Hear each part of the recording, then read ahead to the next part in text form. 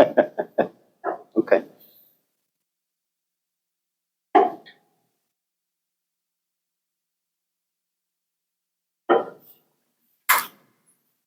Peter had asked a question on Tuesday.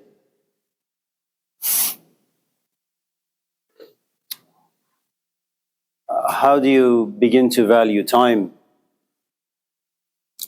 That when you get to be my age, almost 60, when you look back, you don't have very many regrets. And I suppose that particular question has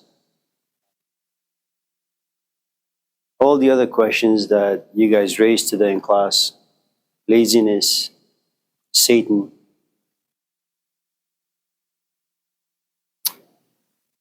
pleasure,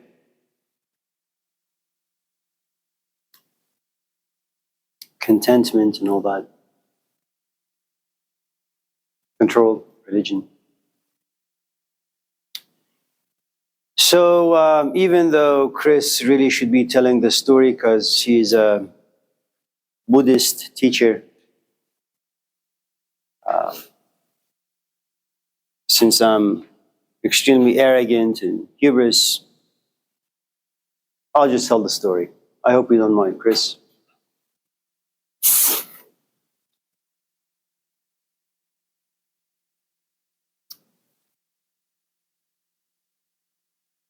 Before I tell you the story that comes from the Buddhist tradition, let me just very, very briefly tell you about the Buddha. And I'll tell you about the Buddha not by referring to the Buddhist story, but by a book written by Hermann Hesse called Siddhartha. And truth be told, I haven't really read the book. My 5-year-old read parts of the book in some children's book some 20 years ago. That's all I remember. So I'm just going to really, to some extent, create my own story.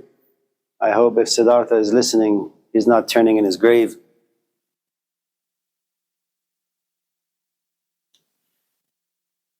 There are two people or two characters in this particular play. One is the fully grown and blossomed man of wisdom. His name is the Buddha.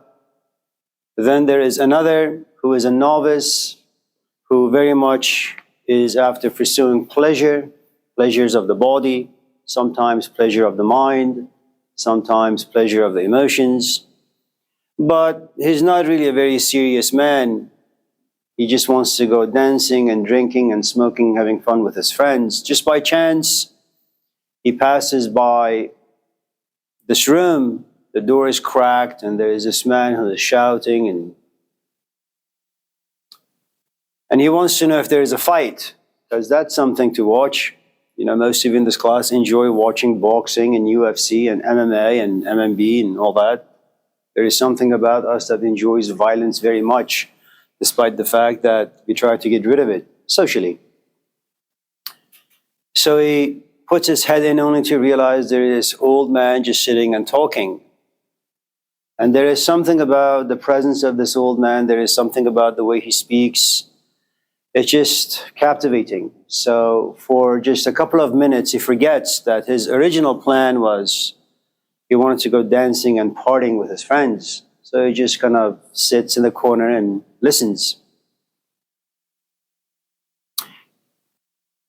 So there is the Buddha, this man of wisdom, and there is this pleasure-seeking young man. But for the moment, this pleasure-seeking animal is put on pause and he is captivated by what he hears, which is nuggets of wisdom. He is inspired. And that's one of the things you need to understand about inspiration. That if you're lucky enough to have a flat screen TV in your room, and if you're lucky enough to have internet, and if you're lucky enough to have access to 5 or 6 or 10,000 different channels on your TV, what you do is you take the remote control and you just flip through the channels. And once in a while you sit back and you say to yourself, why can't I just focus on just one movie? And the truth is because what you're really seeking is inspiration. You want to see maybe the face of Al Pacino, maybe you want to see the face of Angelina Jolie or Brad Pitt, and that inspires you to kind of put your fingers on pause, not to change any channel, and just see if the movie captivates you. And the truth is, I think Rumi, the Persian Sufi poet, was right. هرچه گویم عشق را شرح و بیان چون به عشق آیم.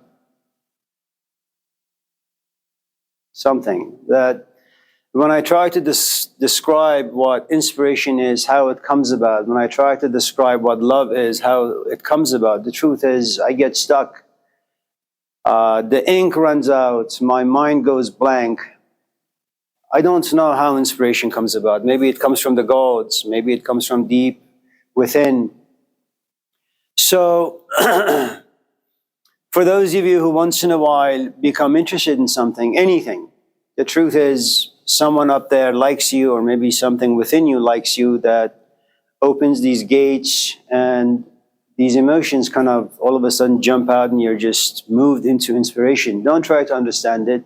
Don't try to figure out where it comes from, how it comes about, and how you can once again manufacture it. It's really not in our control. Inspiration comes when it comes and it leaves when it leaves. It's a guest that we don't invite, and it's a guest that we don't really kick out. It just does what it does. And that's the curse imposed upon this young Siddhartha. He goes into this room, and for whatever the reasons are, he's inspired. He's glued to his seat. He wants to leave, because once in a while he thinks about wanting to go and having some fun, but he says, no, for some strange reason, even though what the Buddha is saying is quite painful, realistic, pessimistic, for some strange reason I'd rather sit and be under this dark cloud. And for some reason, despite it being so dark, there is this liberating quality to it. It makes me think and feel about things I've never had before. And I feel good about being pessimistic. I feel good about being under this cloud. It's a very strange thing. And so after an hour of sitting and completely forgetting about going dancing or going partying, and that's hardly an answer to the question about laziness. Why are you lazy? There isn't really much out there that inspires you. You really want to sit and do the assignment for this class. You listen to the audios, there is old man talking, it doesn't inspire you. You want to write, you want to get a good grade, but even the grade doesn't inspire you, because you know it's just a business. It's not coming from your soul. It's not authentic. You're not being creative. You're just doing some business transaction, and you hate being Judas, selling your soul for a grade. That's partly the reason. And so an hour passes by, and some strange reason, this young man, Siddhartha, goes to the Buddha and says, I want to be your student.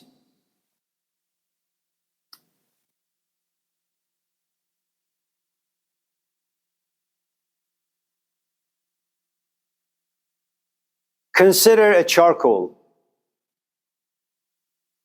It's just sitting there in a bag amongst all the other charcoals. It's just sitting there. And you grab one of them, you put it out, you put some lighter fluid on it, you let it sit for a couple of minutes, and then you put a match to it. And it goes up in flames. It's beautiful. The charcoal is experiencing something it's never experienced before, perhaps. And then it goes out. The charcoal says, I am on fire. I like being passionate. I like being an extremist. You don't know what that really means. The Greeks knew what passion means, what obsession means. The Greek knew that the moment you become obsessed with anything, you walk into a different stage of love. It's called mania, manic. You're possessed by it.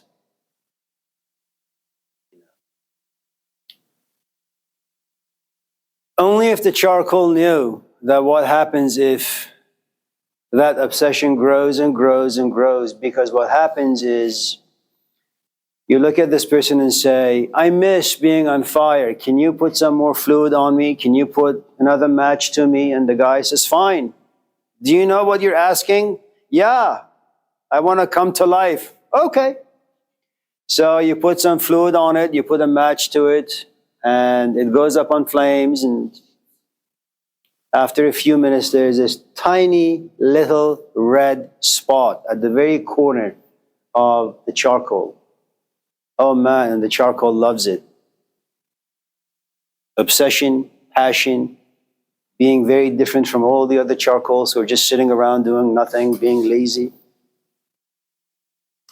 And the moment this tiny little red spot is about to die, the charcoal screams out, I don't want this red spot to go away. Can you do something? And the guy says, are you sure? Yeah. And so this guy begins to fan it. And this red spot grows bigger and bigger and bigger. And after an hour, this guy comes to the charcoal and says, how you doing?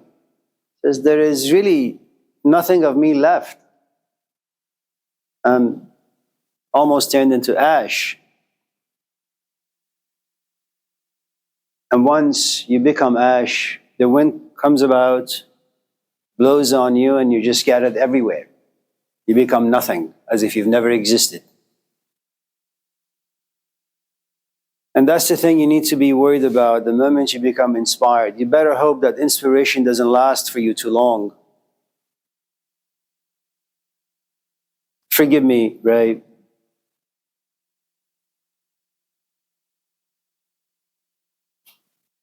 If any of you in this class want to go through life without ever grieving, without ever suffering a loss,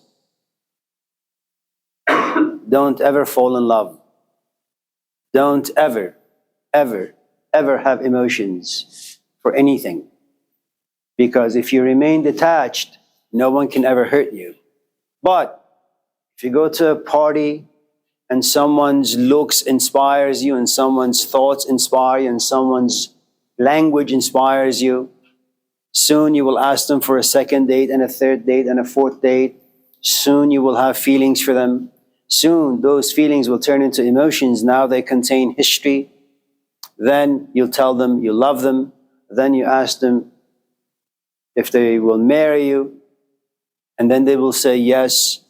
Then 6 months later they'll come to you and they say, I have cancer. And like all people, you try all sorts of different venues to figure out if there is a way to get rid of this disease, but there is no way out. And if you've seen the movie Good Will Hunting, like Robin Williams, the late philosopher sage in Hollywood, you go to the hospital room every single day because your wife or your husband is dying, and then they are dead. And then you promise yourself never to marry, never to love. It all began with a moment of inspiration. That inspiration led to love. Love gets taken away by life. And like a butterfly that has been touched, you will never fly again. So Siddhartha is inspired, goes to the Buddha and says, I don't want to pursue the pleasures of the body. I know sometimes I put my body in these bars, these clubs, and the music is loud, and the music goes inside me and my body moves uncontrollably. I love it. But for some strange reason, listening to you, my body just sits, and I'm okay with that.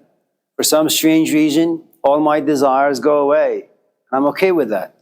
For some strange reason, my ambitions go away, and I'm okay with that. I just like to sit and listen to you talk, but I want to be around you more often. Is it possible?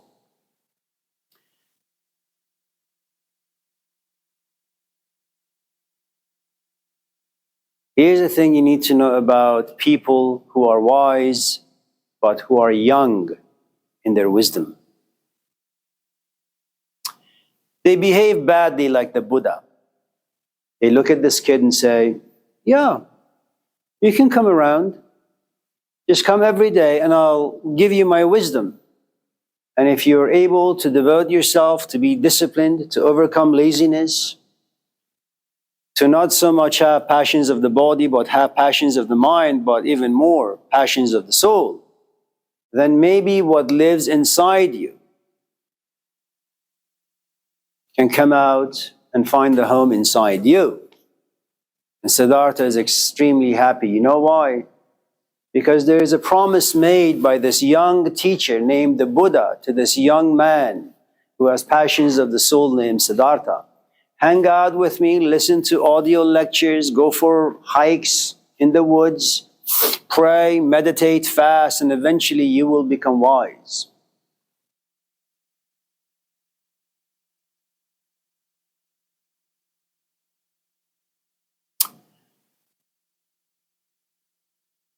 Every single day, this young man goes to the Buddha. You know why? He's inspired. And you know what happens when you're inspired on a daily basis? You become obsessive. Even if you want to sit and watch a movie, the inspiration won't let you. You're possessed by the spirit of the Buddha. You want to go see him. And when you're just sitting home, just doing nothing, the inspiration is going to make you feel really bad about what you're doing, how you're wasting time. So you will take a shower, and despite all the exhaustion that may be inside your body, mind, and soul, you will get in your car and you'll drive to the Buddha. And that's what Siddhartha did for 20 years. So remember, all young people,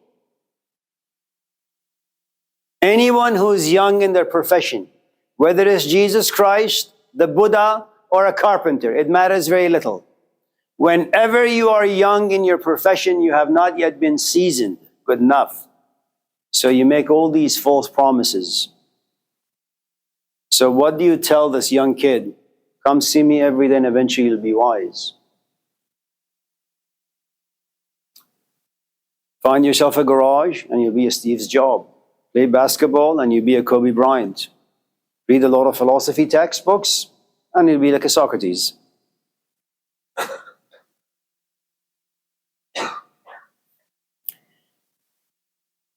Get your PhD in philosophy and you'll be a philosopher.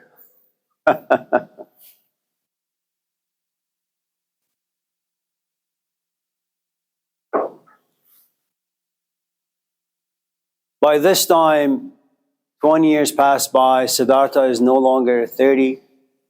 He's a 50, 60-year-old man. The Buddha is 50, 60. And Siddhartha is no longer a young man. He's about 40.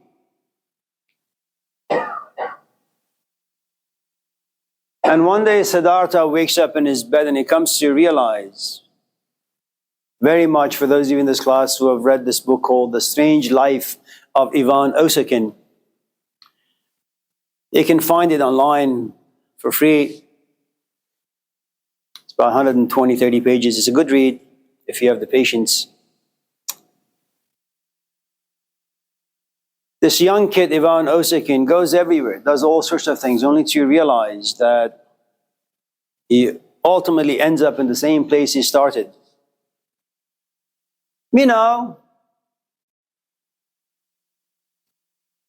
You're 5, you scream for a bicycle, you frustrate your parents, you anger your parents because of never stopping to scream because you want a bike.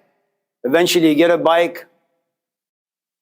Then you get to be 40, now you scream for something else.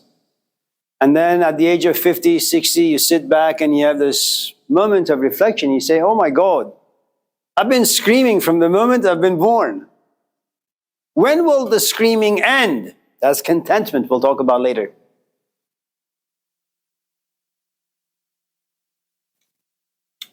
So after 20 years, Siddhartha comes to realize nothing about him has changed. He's aged, his beard is now gray, his hair is long, but psychologically, emotionally, intellectually, spiritually, he's just an infant. And man, he is angry.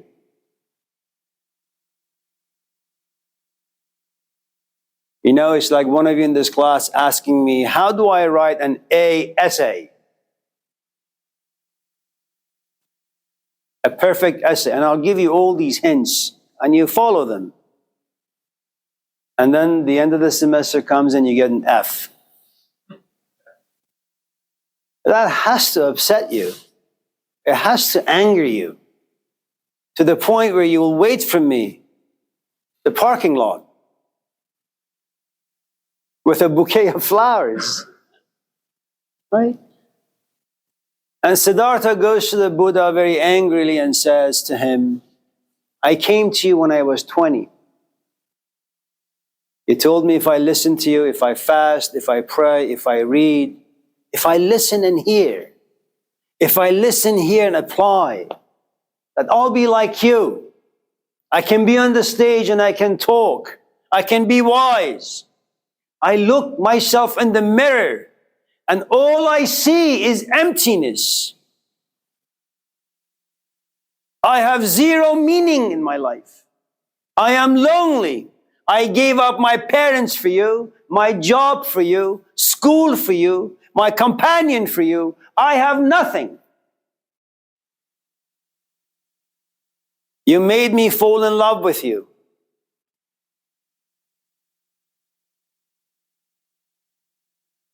Every single day for the last 20 years, I obsessed over you. I wanted you.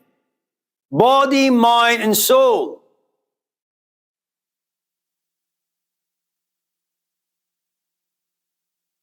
But I'm nowhere close to being like you. You deceived me.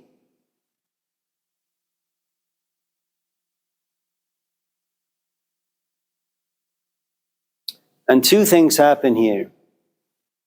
Siddhartha comes to realize that it doesn't matter how much you read. It doesn't matter how much you think. It doesn't matter if Jesus Christ is your teacher. None of those things really matter. No one can ever give you wisdom. How do you overcome laziness? Okay, so you want a pamphlet with bullet points.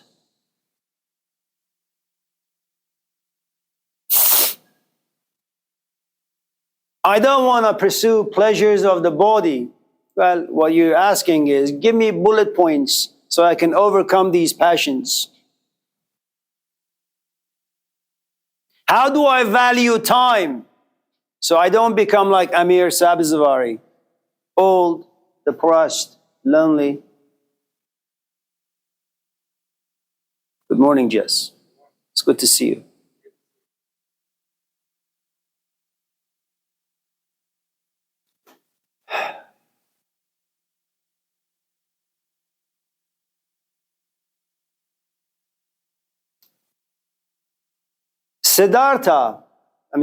The Buddha comes to realize something far more devastating. He has been going on the stage for the past 30, 40, 50 years. He's been talking to people about how they can become wise, how they become reflective, how they can have access to the kingdom of God within. Now you have a man who is seasoned, this wise man, and he comes to realize, very much like Siddhartha, you can't give your wisdom to anyone. No one can. We don't really know how it's done. We don't know how it works.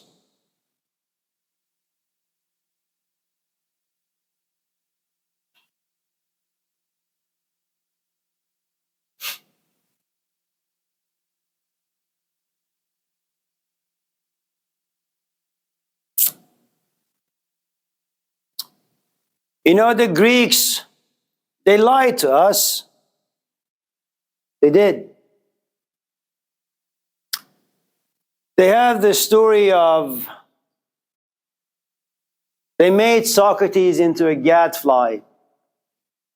He's this tiny little insect.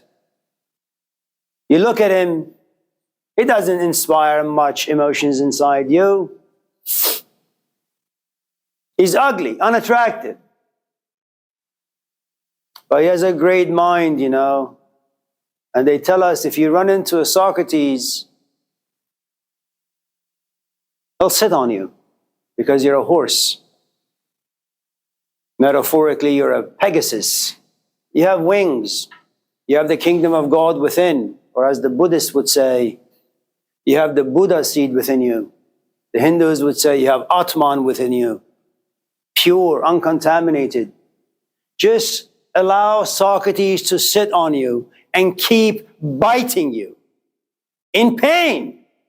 And that's one of the antidotes to laziness.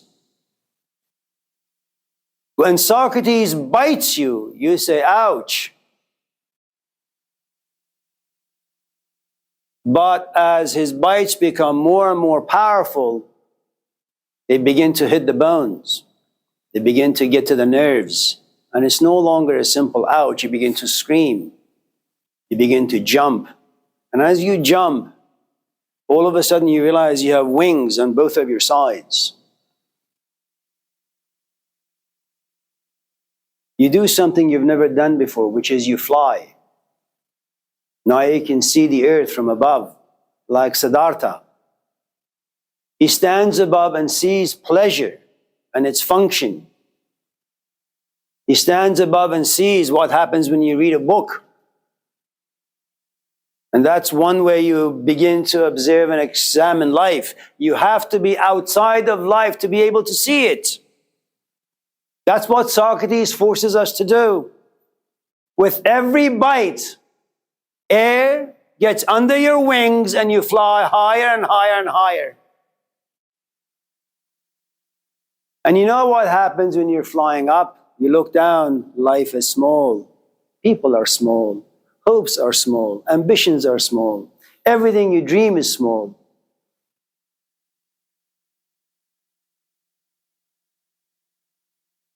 Now, they tell us, the Greeks, that's their lie, that you will have the desire to get close to the sun. That's not true. Not very many people are like Jesus Christ who desire to get close to the sun. The sun burns you. It's like the charcoal. You're left with nothing. In the end, you'll become Jesus in the Gospel of Judas. There is nothing down here for me. I don't want to be a human being. I don't want to have human desires. I don't want to talk. I just want to die. This is just a young kid, 33 years of age. Life has nothing to offer him. How many of us can actually take that path?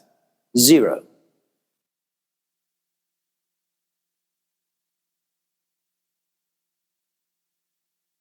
Socrates makes life meaningless, very much like the Buddha. Do you want meaninglessness to inspire you? How is that even possible? You play tricks, I play tricks as well. If you're a human being, you live in life, you have no choice but to be in relationships. How do relationships function? It begins with attraction, turns into desire, morphs into want, turns into a need. Now you begin to obsess. Then it turns into love. Then you journey into love. You live in its world. You have sex every single day for 10 hours. You order food. You don't want to leave your companion. 2 weeks later, you realize you're being suffocated. And then what? Then you reach satisfaction. And satisfaction creates frustration. After a while, you say, the only way I can remove frustration from my interior is to be out of this relationship. You become indifferent. But you see, time has created history between the two of you. So what do? You save some money, you go to your companion and say, how about Hawaii? You think that's going to resolve boredom? Of course not. It's temporary. And that's what Socrates does. It makes everything down here boring and meaningless. And then you have losers like Eckhart Tolle, like Jordan Peterson, is much better, of course. Like all the other teachers telling us that there is a way to make life work for us. It's not possible. It'll never work.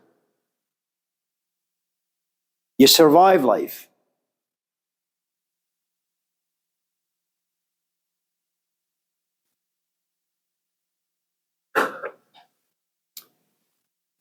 So, why am I telling you this? For one simple reason. Just in case some of you in this class have found our talks interesting, just leave it at that. Interesting. They won't do much for you, except to get you a good job, to get you a companion that works for your life. You get to be my age and will not have as many regrets.